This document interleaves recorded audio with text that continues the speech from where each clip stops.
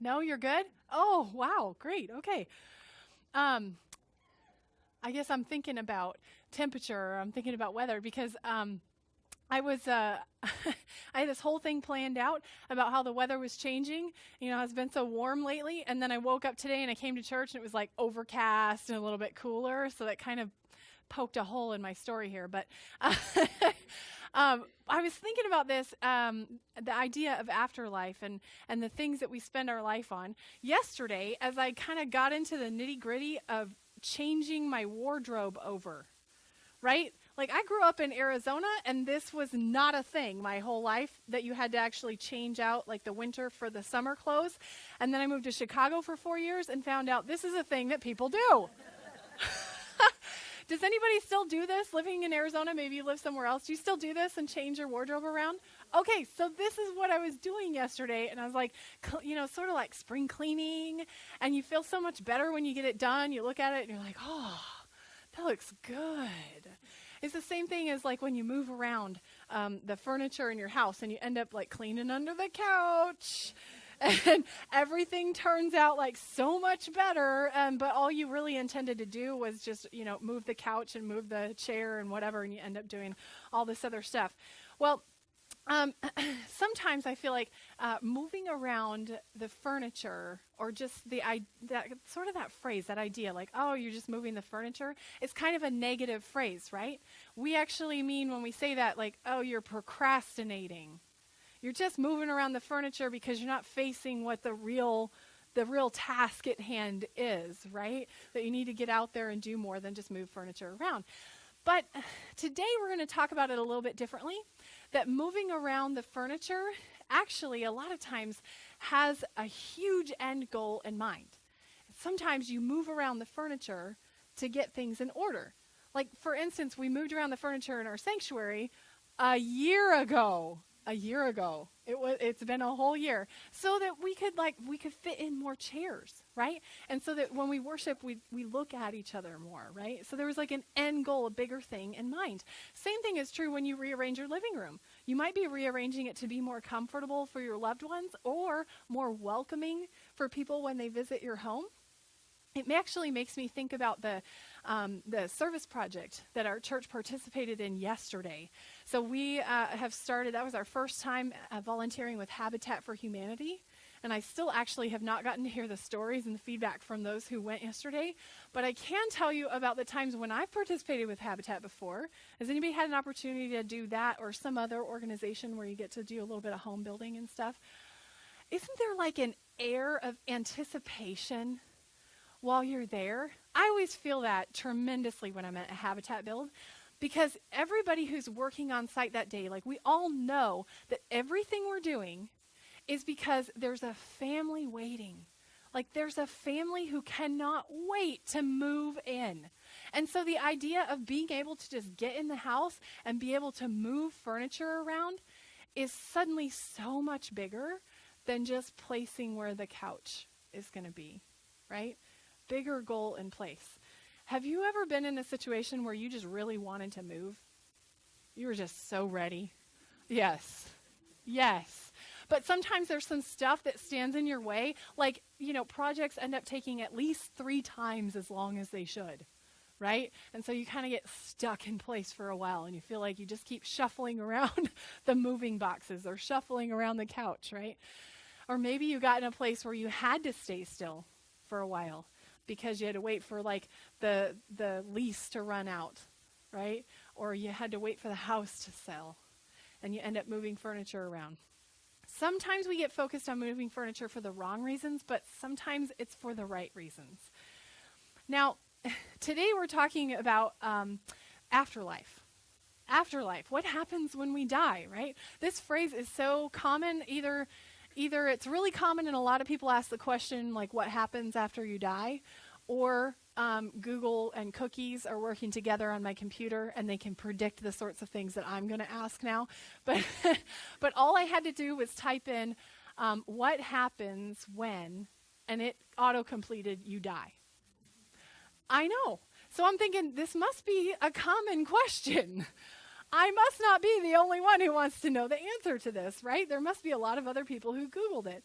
Now, we've been doing this series called What Every Christian Needs to Know about the Jewishness of Jesus, because Jesus lived his whole life as a Jew. And so what does that have, what meaning does that have for us when we look at the things Jesus did and the things that he said? Okay, so what does a Jew believe about the afterlife? So I sat down with a friend of a friend who was so open and would answer any of my questions before this series started. And I said, all right, tell me what you believe about the afterlife. And I'm so ready to take notes. I got my pen all ready to go, pen, paper. And obviously I'm expecting a big answer because it's kind of a big deal. Like for me, kind of a big deal for us here. And she's like, when you die, you die. And I looked at her, and of course I'm going, when you die, like that's it? Oh my goodness. How can you even say this? She's totally okay with it. She has none of this anxiety about it. Because remember, Judaism is not about the afterlife. Like that's not the most important part. The most important part is now. And so it's really no surprise. This is a website that she sort of pointed me to. No surprise that this is what they might say about the afterlife. So Jewish sacred texts and literature have little to say about what happens after death. And it's really surprising to us, Christians, or even Muslims, because both of our faiths are based upon Judaism. And we have so much to say about the afterlife. But the Jewish religion is much more focused on actions than beliefs. So it's to be expected that its prophets and sages have not spent as much time on speculations about the world to come as they have spent on elaborations on what is to be performed in this life. That makes sense, right? So Torah and the Talmud, they both focus on the purpose of earthly life, which is to fulfill one's duties to God and to one's fellow man. Succeeding at this brings reward, and failing at this brings punishment. And whether rewards or punishments continue after death, or whether anything at all happens after death, is kind of irrelevant. Now, we have the opposite. If you go kind of all the way to the other side of Christianity, we have an opposite theology to compare this to. We call it rapture theology. Have you heard this word before, rapture? Okay, I will give you the brief explanation of what rapture means. It was made famous by the book series and movie Left Behind, right? So the idea is that Jesus will come back to earth and rapture, meaning seize or take, everyone who are faithful and true believers, those who are truly and really saved. Jesus will literally take them, body, mind, and soul, back to heaven with him.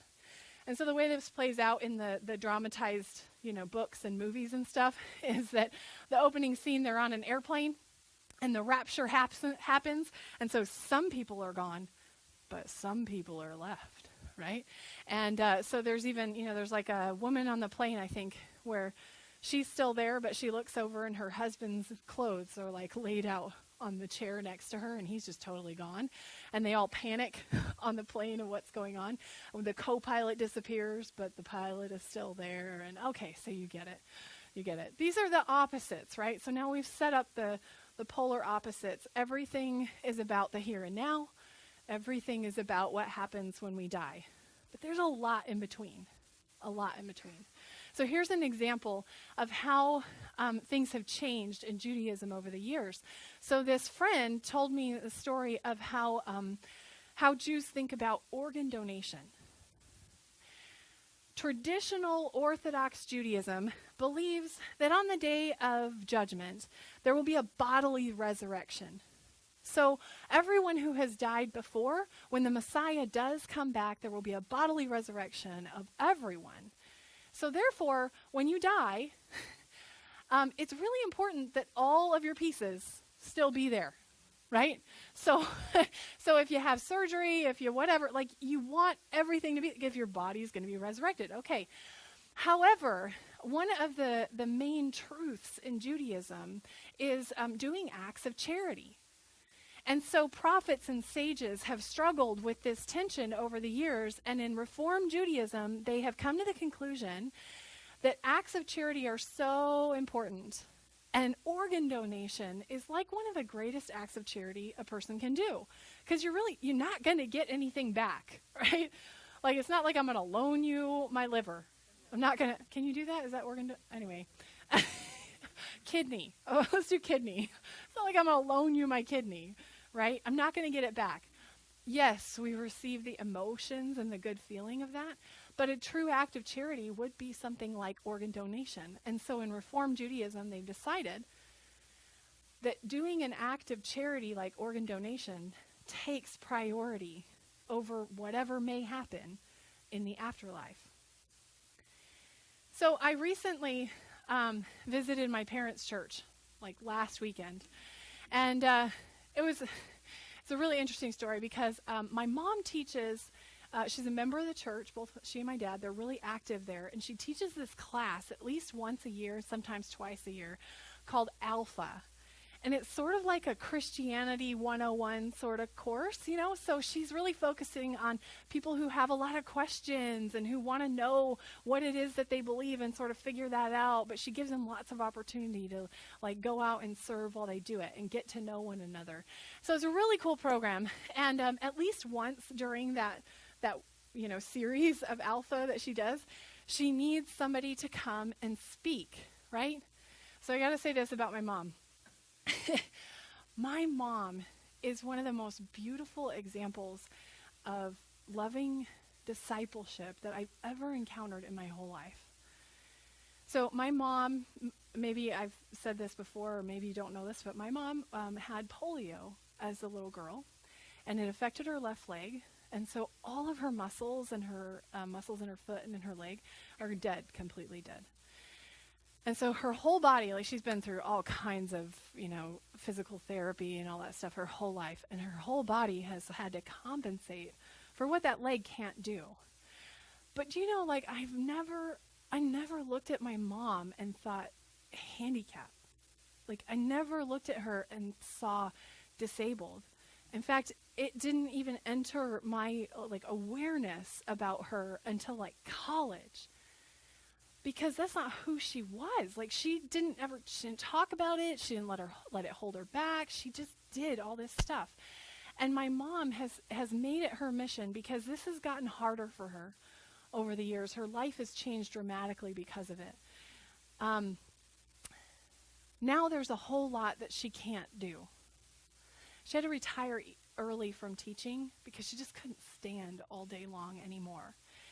And then the pain started, and she's pretty much in constant pain. So at every point that she possibly can, any way that she can, serve, be there for other people, live her discipleship, she'll do it, because there's so many ways that she can't. My mom is there every time I need her. When we call, she comes. When my sister calls, she comes. When her friends call, she comes. And when her church, family, community calls, she comes. So you better believe it. When Mama called and she said, I need a speaker. I need a speaker for Alpha. We went. We went. This time was a little bit different because, I've spoken so many times at her Alpha course, and she's had different people in their community go through it, that I think I'm old hat now. So Paul spoke, and that's a whole other thing for another day. Paul spoke about his life of, being married to me, poor guy. It was great, and I sat in the back and advanced the slides. But we went, and we always stick around for a little bit to sort of get to know their community and just talk a little bit. So we stayed for lunch, and this kind of unexpected conversation unfolded around the table. They have a challenge in their church right now, and it literally centers around rearranging furniture. So they have a worship space that's sort of multi-use, and they have to move around their chairs all the time, and they don't have a lot of other space. And so they had to come up with this process of how they would do that. And so they got a volunteer guy who's like in charge of this, and he's the go-to guy for, you tell when you need something set up or you need something changed. And then he's got a whole team of volunteers that work under him. All volunteers, okay? Really important to remember. And then they got a form, right? So they put a form in place. So anybody who wants to use the space and needs it set up a certain way, they fill out the form, and then they put it in the office, and the volunteer guy comes in and gets it, and they all go to work, and they make it ready for whoever's coming in, right? This sounds like a great situation, doesn't it? And it is. It is, except it doesn't always work. It doesn't always work because it's a change. It's a change in their system. So we're talking around the table, and they said, well, it doesn't work because not everybody seems to understand, or they're not embracing the main goal of why all this is in place, like why the room needs to be changed around, or why other groups are suddenly needing to use the space, or why they may need to sacrifice some of their own desires or their own time even to fill out the form and then work collaboratively with others in the church. And so some people started to demand that things go back to the way that they were. And then there were other people who weren't as direct. And they just refused to fill out the form. And then they grumble about how things weren't set up or they weren't torn down by these volunteers, right? And they'd say to other people in the church, they'd say, see, I told you it wouldn't work. Those people are unreliable. They don't really care about us or our church. And then there was like another group of people who really don't say anything at all. They're quiet about it, but they scowl or they roll their eyes or they mumble under their breath. But let me tell you, they were all unified about one thing, okay? So everybody who didn't like the changes in whatever shape or form, they were all in agreement about one thing. They blame the pastor. Yeah. After all, it is his fault for teaching and preaching that the church needs to change. And he's the one that told them that while they're going to continue praying and studying the Bible and worshiping and all that stuff, that their first and primary focus will always be living out discipleship outside the doors of the church and serving others who are not a part of the church. Man, that pastor doesn't really care about us. Okay, so that's where kind of the funny part ends, because then, Paul and I just sat back at the table and listened, and man, my heart just ached for them, because it was so clear that it was really painful for everybody who was involved.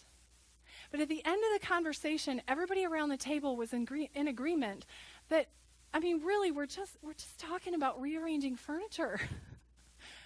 That's all it really is. None of that part matters at all. And they said Jesus' final directive to us was to go into the world to make disciples. And in going out and doing that, we're also worshiping and praying and living out Scripture. So doing that, going out, makes everything else fall into place. So there's a couple of quotes that talk about this in the book that our series is based on, and he's talking about rabbis. And he says, rabbis like Jesus worked to find disciples. They looked for certain qualities of character. They didn't seek simply the strongest or the most intelligent, not the smartest person in the room. They sought disciples who could become leaders in any way. That emphasis is mine, in any way. They sought not to create followers, but to build up new leaders. Becoming a disciple was not a self-evident path. It was a choice to give up a comfortable life and risk a journey to the unknown. So this scripture that we read today, how can Jews who believe in no afterlife, how can they find hope in this scripture, right? Verse 6b says, never again will they have part in anything that happens under the sun. Basically the whole scripture is, well, everything doesn't matter anyway. Great, that's really uplifting. Thank you. But that's just the thing, isn't it? is that everything under the sun changes and everything under the sun will go away, and it goes through this process of birth and death and life and all over again. Everything under the sun. But God is not under the sun. God is the creator of the sun and everything underneath it. In death, the only thing that endures is God. So as mysterious as it may be, as hard as it is to grasp and understand, we do know what happens after death. After death, there is new life. New life, new hope, eternity with one God. Because afterlife is another continuance of the covenant God made with us. We continue our time of worship through the giving of our tithes and our offerings.